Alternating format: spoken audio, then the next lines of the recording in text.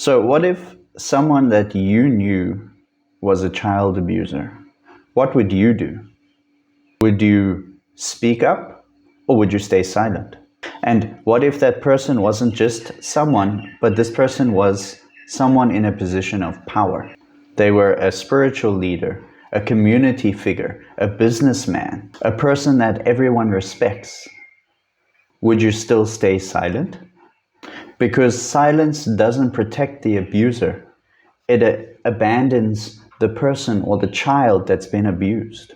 Whenever we turn a blind eye, the abused or the child suffers twice. Once from the harm and again from the silence around it.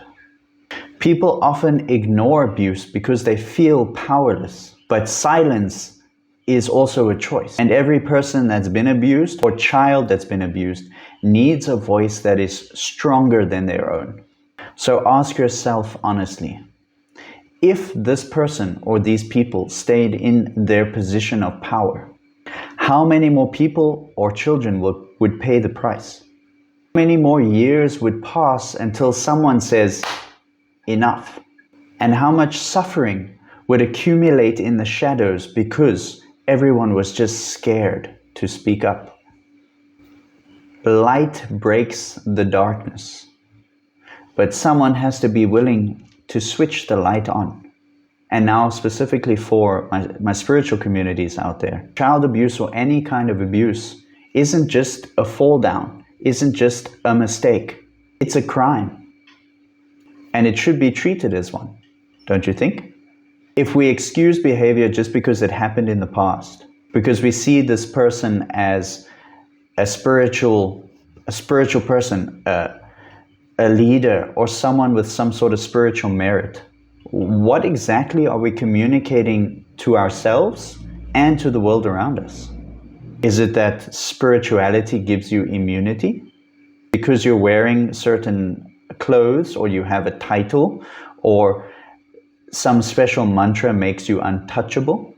Is it that a victim's suffering is less important than preserving someone else's reputation? If that's the message, then something has gone very, very wrong. Look, we have to be practical, not emotional, not sentimental, not tied up in some sort of spiritual loophole.